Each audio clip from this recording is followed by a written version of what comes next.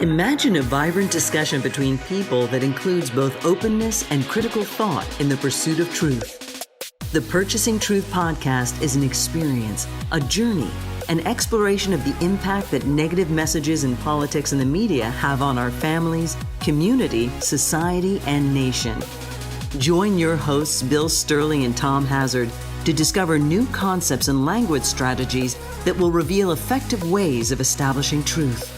This podcast series will tackle current events, leadership challenges, healthcare confusion, integrity in business, and many other areas that affect us all. Gain clarity and understanding of the various truth perspectives. Welcome to Purchasing Truth.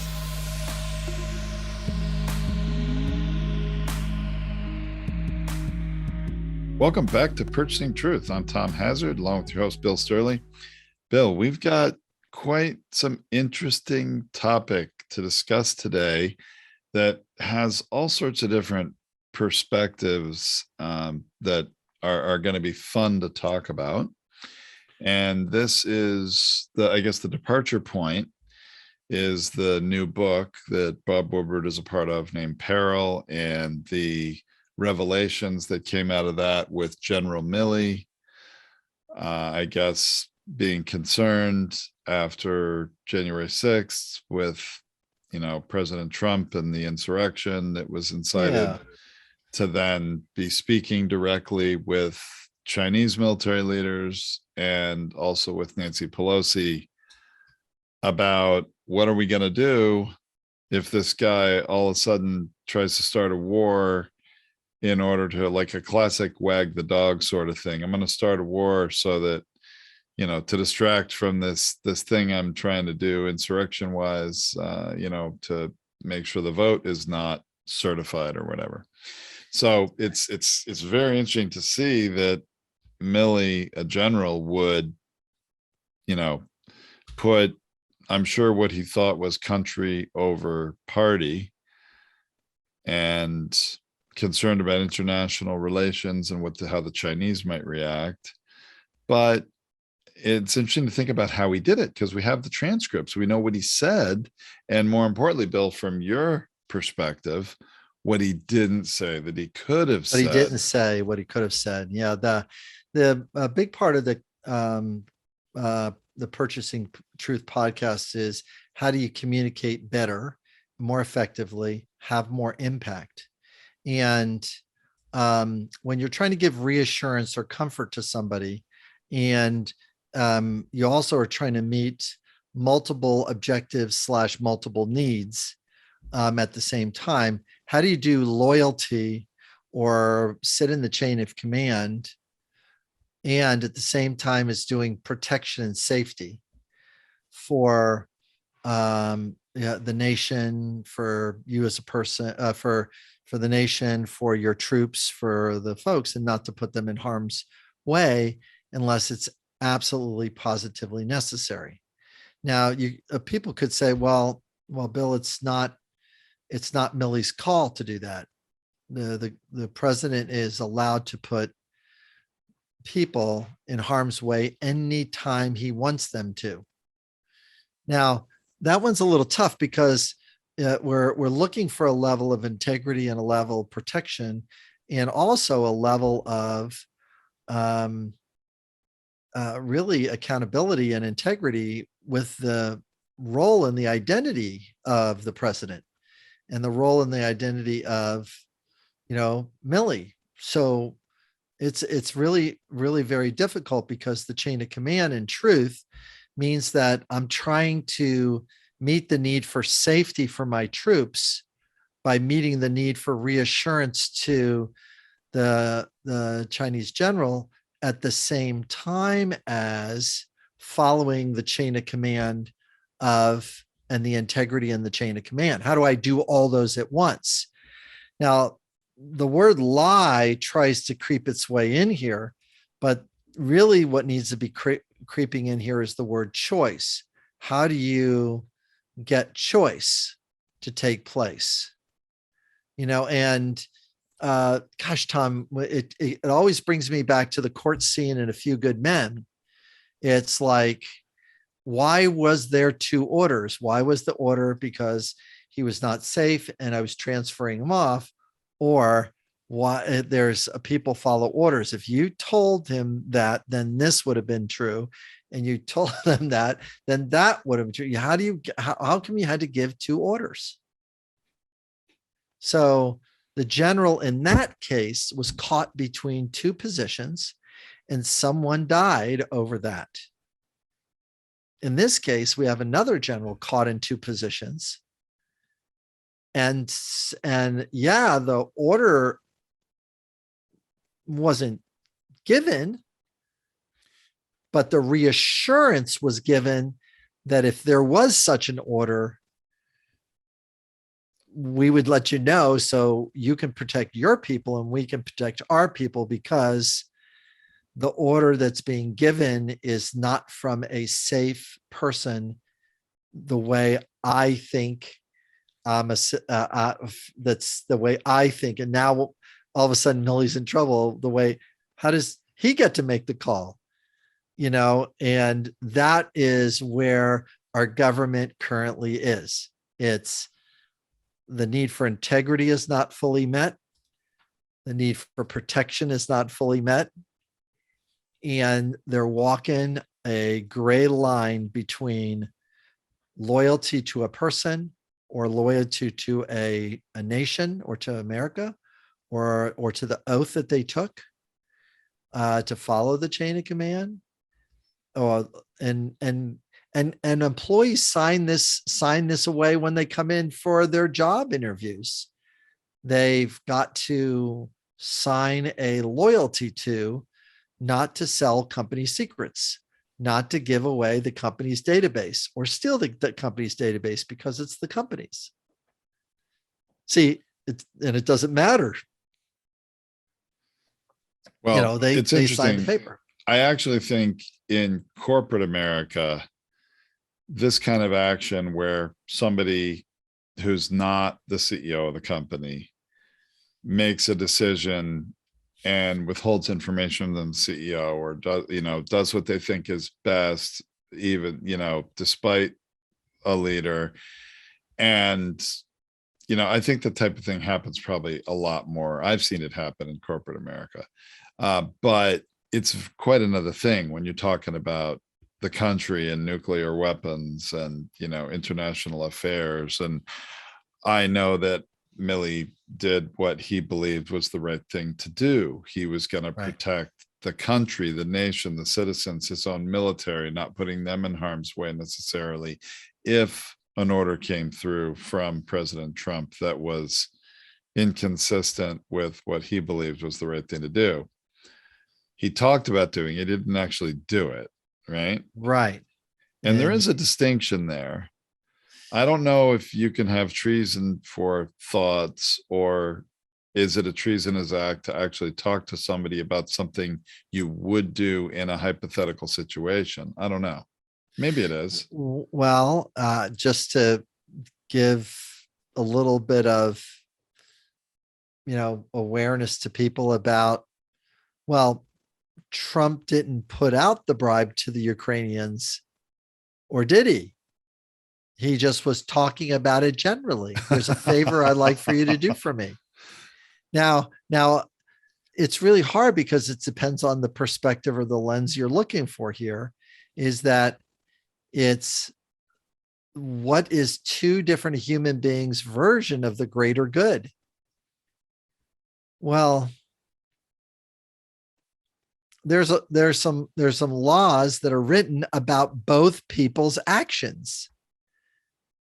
Yet as soon as you start talking about enforcing the action for Trump or enforcing the action for Milley, you've got to be able to talk to how to enforce the action for both. And is that what's going to happen to Milley or not? All of a sudden this thing shows up, and because there's always secrets that a family has, or a community has, or a business has, or a country has. There's secrets.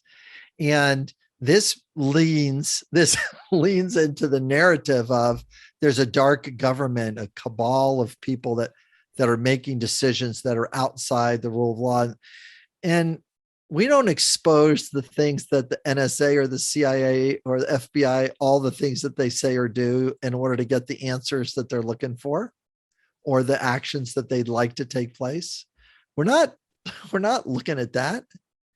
And it's not to say we're supposed to or not supposed to, have that level of transparency, because it's sort of like, oh my gosh, the imagery that keeps showing up here. It's sort of like telling children about a difficult thing that adults do. You ain't telling them everything that an adult does, because certainly not. No, it would fry their brain. Yeah. You're telling me what? There's people that get married to many people, and you tell me that wait a minute, there's people that go to parties that have XYZ elements in it. It's like, and we could just think about that scope of exposure.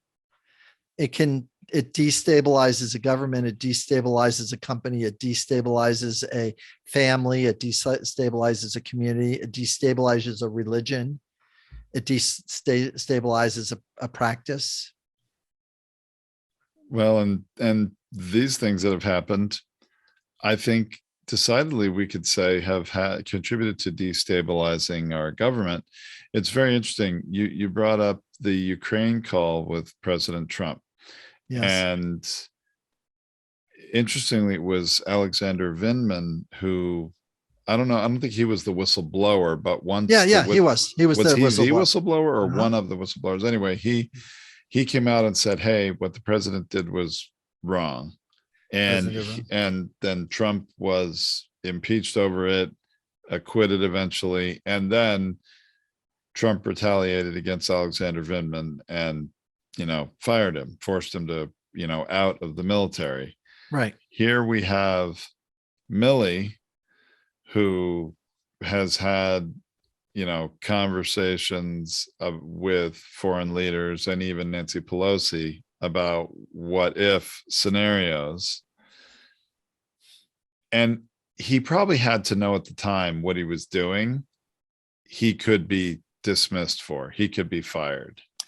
Right. Don't you think? He probably knew it, but he said, I don't care. This is worth it. I'm going to protect the nation. I think he went the other way with it. I think he stepped into, I think he stepped into the narrative of, and his most powerful sentence is that, don't you think there's going to be a retaliation? He goes, no, this is the United States of America. Right matters. See, when Vindman said right matters and then got fired for it, that type of damage towards our nation was very, very difficult, because as well as sending a signal to all the other whistleblowers, if you want to bring it on, be ready for the level of consequence of losing your job. And if you can't get protection in government, it's one thing not to get protection in a business, because you can't as much. A person fires you for unjust causes or for blowing the whistle or for whatever, and the business goes on, mops it up a little bit and keeps on polluting, just fine, and goes back to the old way of doing bad things to the environment or whatever. Right. So, and you and I'll shrug our shoulders and that's the way business is, and because their operation, the mindset is, how's this going to affect the bottom line? I don't have to clean it up, or I don't have to pay for cleaning it up. I'll throw trash all the time and I'm making XYZ amount and it'll cost me another 15 cents on a dollar to clean it up. No, I'm not going to do it. And the level of accountability can have a low consequence to it. So Vindman thought, I'm untouchable because this is the United States of America. And he experienced, and his brother did, who was ancillary to the thing. He got fired for no reason. Yeah, earlier too. Yeah. Yeah. It's like, it's like, what, why are you firing him? He was not even in the same department. Anyway, so the consequence, that type of retaliation in the United States has been done for a long time. Now, Biden said, I trust Milley, period. Didn't say anything else. Just said, I trust General Milley. Didn't say anything else. Now, after the hearing next week, because there's going to be one, there's going to be people asking for him to resign at that hearing. Oh, I'm sure. And he'll say no. And they're gonna be stuck. It's like, because the sentence make me leave, make me, how are you going to make me? And it's something that, well, Bill Maher used to say, it's like, it's the part of, oh yeah, I'm going to do whatever I want, make me. It's sort of, it has this 12-year-old, 11-year-old, 6-year-old quality of defiance. It's very young. You used to have 6-year-olds. You know what that's like. Now make me go to bed. It's like, and regrettably, we need more adult, nuanced voices to be able to talk to and talk at these experiences, because we don't. I want to ask you a question, Bill. Do you think that, Biden, who I'm sure at the time we can find interviews with him as a, candidate Biden in 2019, as the whole Ukraine scandal's going down and the first impeachment trial is going down, talking about how, Trump broke the law and he should be impeached, and Vindman was an honorable, loyal to America and coming forward with telling the truth. Do you think that Biden, by saying, I trust Milley, I have faith in General Milley, is taking himself out of alignment with the chain of command and the rule of law? I mean, I know he's the president and he can do what he wants now in this regard, but is he on the right side of the issue in terms of a military officer that,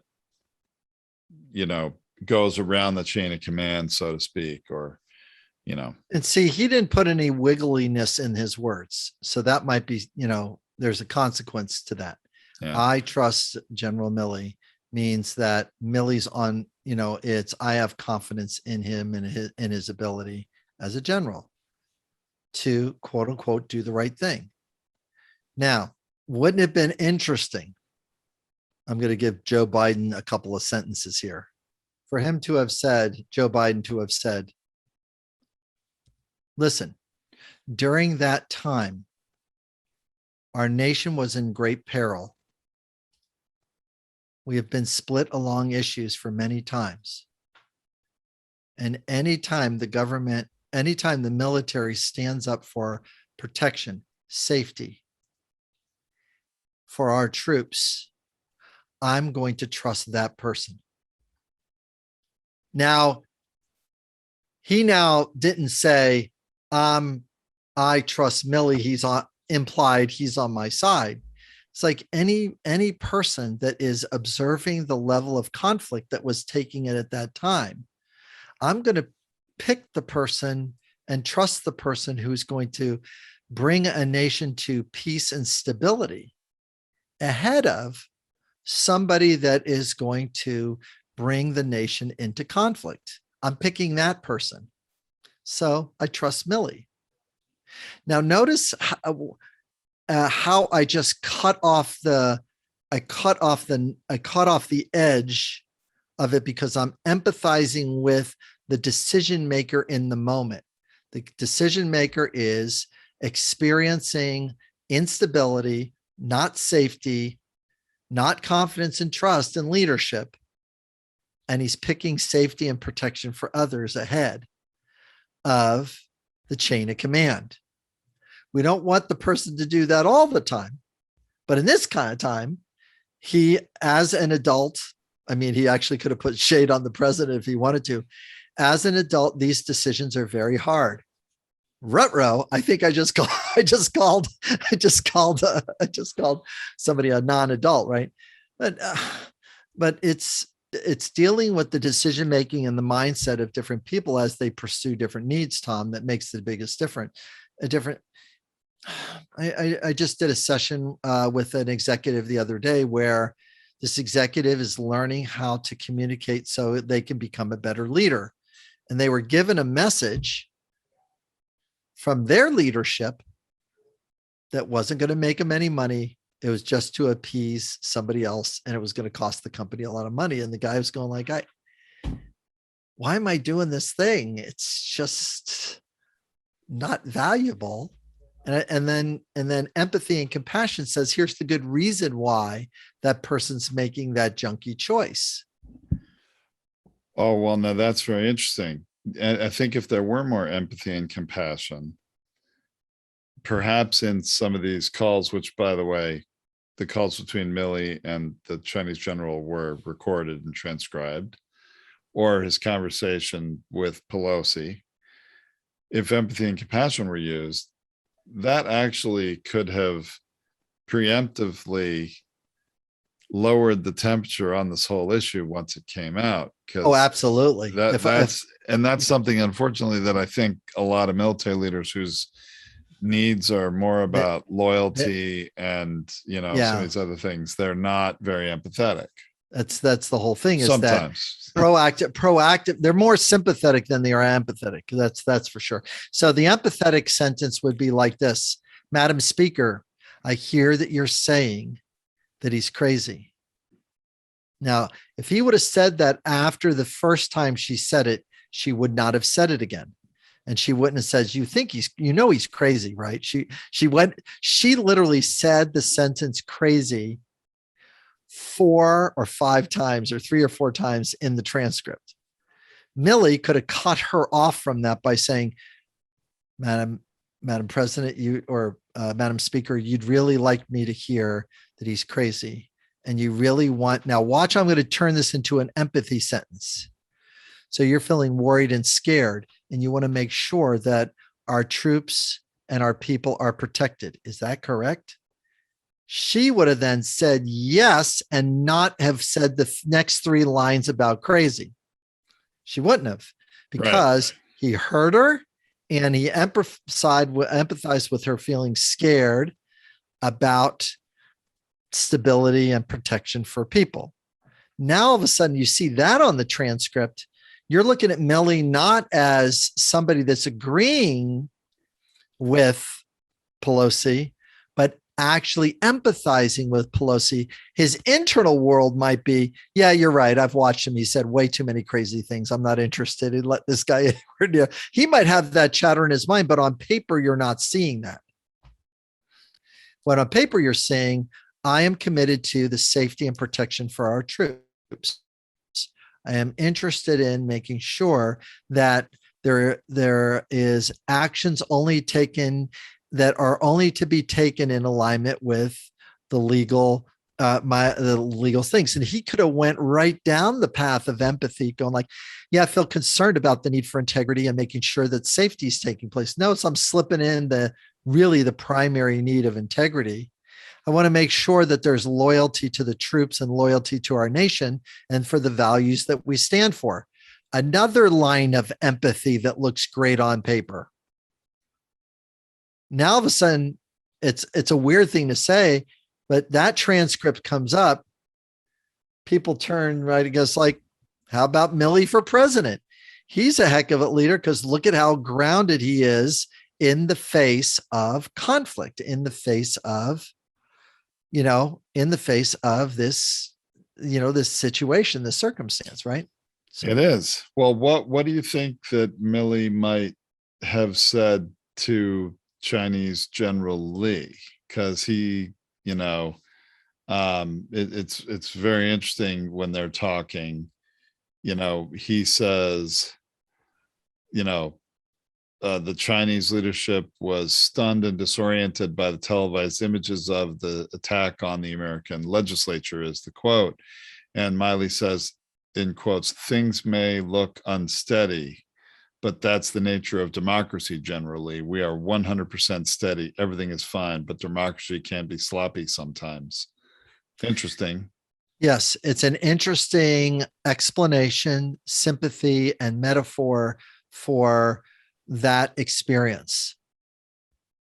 What empathy might have looked like is, I imagine from your side and your leadership might be feeling a little bit anxious and are calling me for reassurance and trust that the government and the military is stable over here. Is that correct?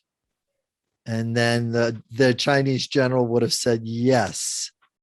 Now you've reduced the emotional load inside the other general. And now all of a sudden you can give the next line of empathy, which is there something that I can say or do so that you know that there is stability here in the United States and there isn't going to be a reaction / overreaction to the election that we just went through. Let the Chinese person ask for the thing rather than offer what he offered. Millie volunteer that I'll give you a warning. I'll give you a warning if it's coming. Now, if the guy says, if he would have said to them, and it was on the transcript, that if the transcript said, listen, I just want to make sure that we're not, our leadership is not in a physical conflict that costs lives, and that there's not going to be action or an overreaction on our country. Then all of a sudden the Chinese look there, it's a weird word to say, it would humanize them. It would show them that they have the same concerns that we do regarding protection of life and best interests and the need for order, and they focus on order and structure and good behavior too. The way they do it, not the same as the way we do it. You know, the way they do things and the way they, change things around, the way they do things is not fully the way we do things. Truth and respect have different perspectives there. They do. So we want to pay attention to what is our best language that we can use to de-escalate a situation, yet stay firm to our values, loyalty to country, service and respect towards the country and the rule of law. And how do we honor people getting to say whatever they want to say and be able to speak back in an effective way when they do say something really, really pretty junky or really awful. And then that's what this is all about. How do we say better things in our companies, in our families, in our world, so that the escalation stays low? Well, I certainly think that there are many ways our society in general here in the United States is in need of more of that. Right. Is that we got to do more. We got to do more of, how do we focus on, how do we protect ourselves and make sure that we get safety in our environment, which we're currently working on with the health crisis. And I think that's something we probably could pick up next time, Tom, is that how do you talk through the health crisis? And because right now, I think you mentioned this to me earlier, is that it's up to one in 500 people have died of COVID in the United States, or something close to that. That is correct, according to Johns Hopkins University, who's been keeping the numbers since the beginning, the official numbers. That is true. But boy, there's a lot to talk around that, because let's do that next time. I think that's a great thing we can tee up, because I think that also it's not so theoretical for people in the abstract, like, oh, these are our leaders in government that are doing these things and whatever. No, this is, as in my mind, as Ross Perot used to say, this one's where the rubber meets the road. This one is relatable to every American, because we're all dealing with COVID. And is it as bad as they say it is? Is it not? Is the vaccine safe? Is it not? Do we need to wear masks in schools or not? The whole thing. Everybody's dealing with these things, and I think it's a very good thing to address this time. Agreed. So more to come on that, Tom, and any assistance that anybody needs regarding communicating through difficult situations, feel free to reach out. Yeah, definitely. I would think, especially just to add to that, Bill, if you're, on a school board, for instance, or, you're boards. Trying to advocate for your position to a school board, boy, talk about, that's happening all over the country, and people definitely could use some language and messaging assistance, I would think. It really does. It really is. It really is a thing. All right. Well, thanks everybody for listening. Thanks, Tom, for helping. We appreciate it. Bill. All right. Bye. Thank you for listening to this Purchasing Truth podcast. We trust that you have enjoyed this engaging and thought-provoking conversation. Our hope is that you've received value, found clarity, and broadened your truth perspective in this episode. If you did, leave us a review or visit our website, purchasingtruth.com. Join us again for another informative and content-rich discussion here at the Purchasing Truth podcast. Don't just accept whatever information comes your way. Join the discussion. Discover your own voice. Purchase your own truth.